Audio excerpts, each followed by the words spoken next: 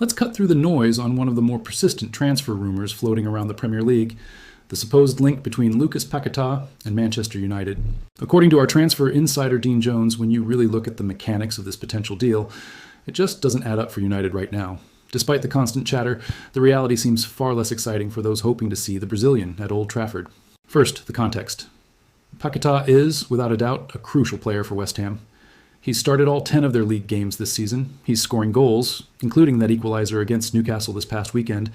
And he's under a long-term contract that runs until the summer of 2027, with an option for an additional year. West Ham are under no pressure whatsoever to sell. Now, onto the United links.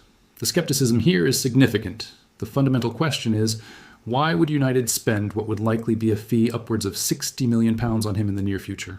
From what we understand, Paquetá simply does not fit the specific midfield profile that United are currently targeting. While he's a fantastic, dynamic player, the thinking at Old Trafford appears to be focused on a different type of midfielder altogether. Apart from the fact that he's a proven Premier League player, which is always a bonus, there's very little alignment between the player's attributes and the club's stated recruitment strategy. This isn't to say Paqueta himself is settled for the long haul. There's a belief that the player is beginning to get itchy feet. At 28 years old, he may be looking for one last major contract and a new challenge at a club with consistent European football. But if a move is to happen, the viable paths appear to lie elsewhere. The links we heard in the past to clubs like Tottenham and Aston Villa were far more legitimate. At the right price, those kinds of moves could certainly become feasible again in a future window. The major sticking point, as always, will be West Ham's valuation.